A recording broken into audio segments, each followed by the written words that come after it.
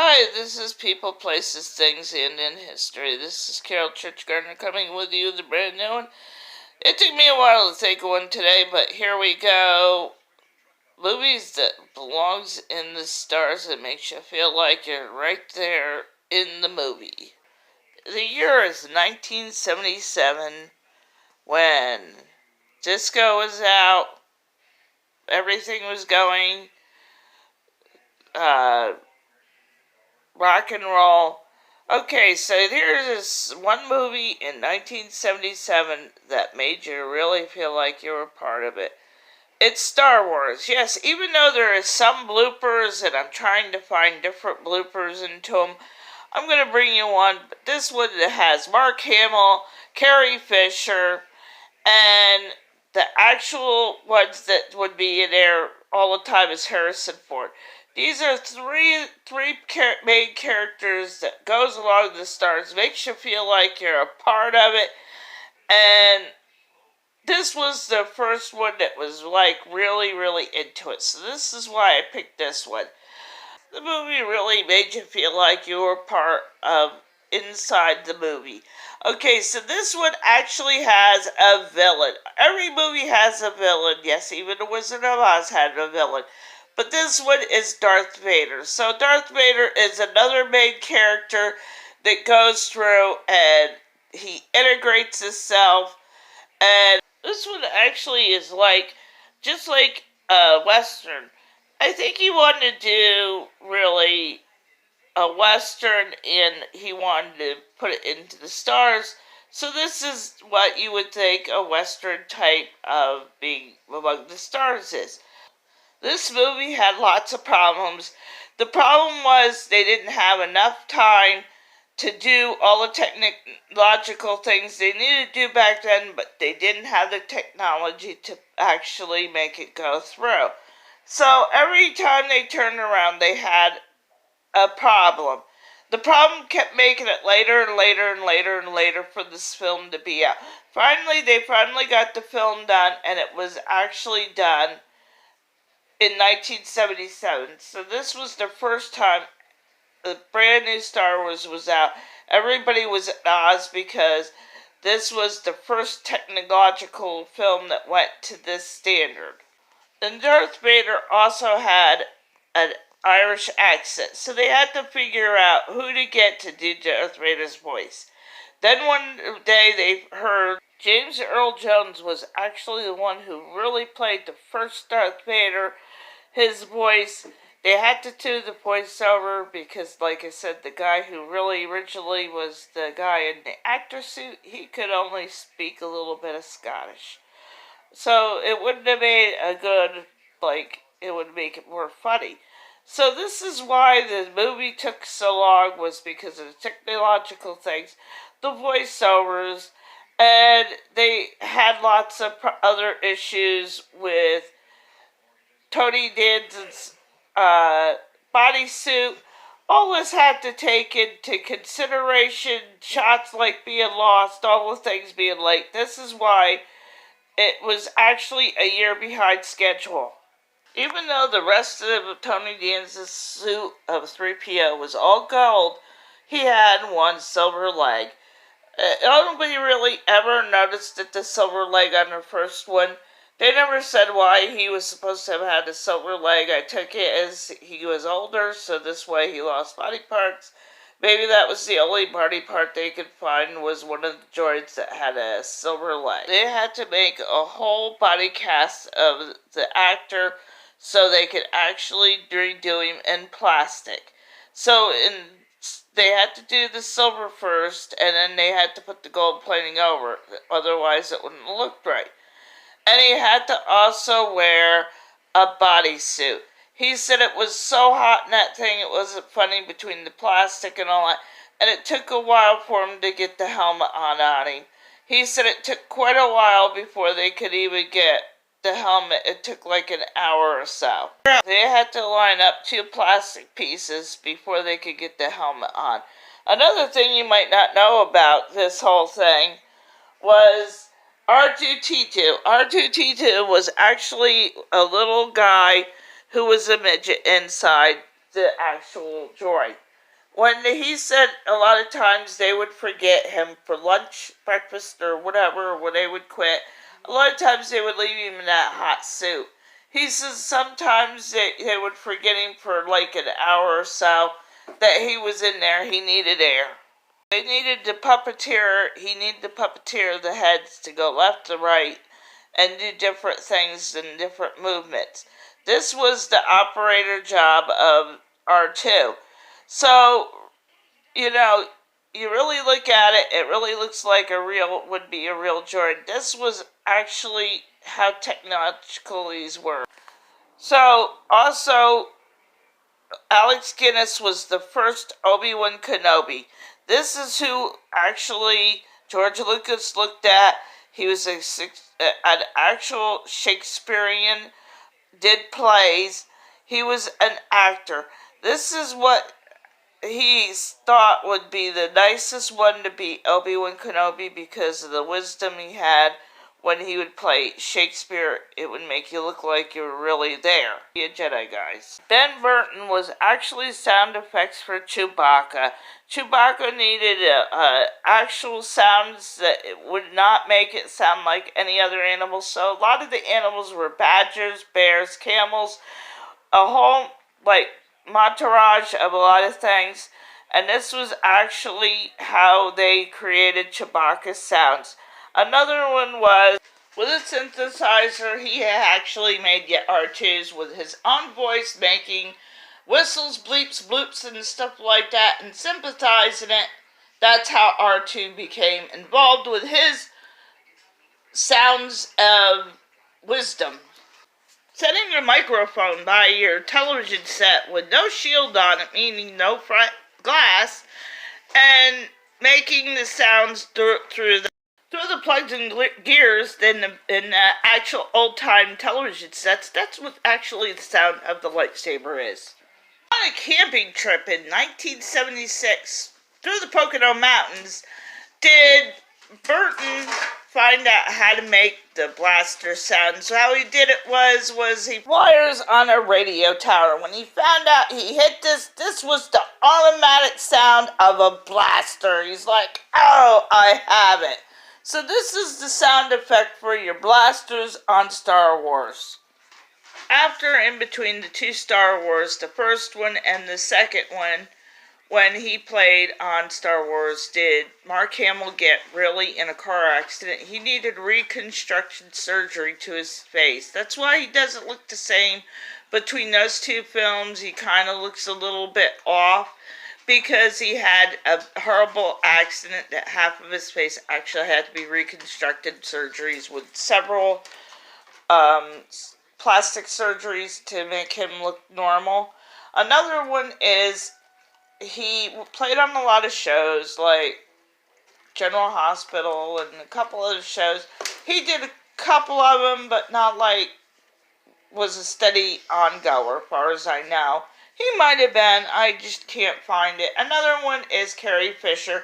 Carrie Fisher, after she had Star Wars, she had a couple of movies and a couple of this and a couple of that, and she actually was in drugs and alcohol, so at times she couldn't work because she was a little bit too out of whack because her husband, she said, was not really that good to her. Another one that was ongoer was actually Han Solo. Han Solo was played with Harrison Ford. Harrison Ford goes to go on to many movies. He was like the best moneymaker right there because his roles went into Indiana Jones, and he did a couple other ones like that where he was asked to come back. He's one of the old-time favorite ones. He did come back on these whole three come back on the last couple that they had made newer ones. The only thing is, sadly, Carrie Fisher had passed away in between doing the last. After the last one, Carrie Fisher had died from a heart attack, so it's a sad thing, but then, like, a couple days later, her mom passes away, or a week or two, from all the stress of having her daughter die.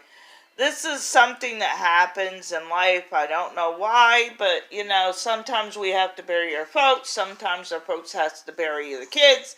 You know, so this goes on. Okay, so I hope you enjoyed this one. This was all about Star Wars. Okay, hit a like, hit a comment, hit a thumbs up. Make sure you make a share, and make sure you hit the subscribe button, guys, if you want more in Star Wars. See you later, and maybe one day I'll make a blooper one.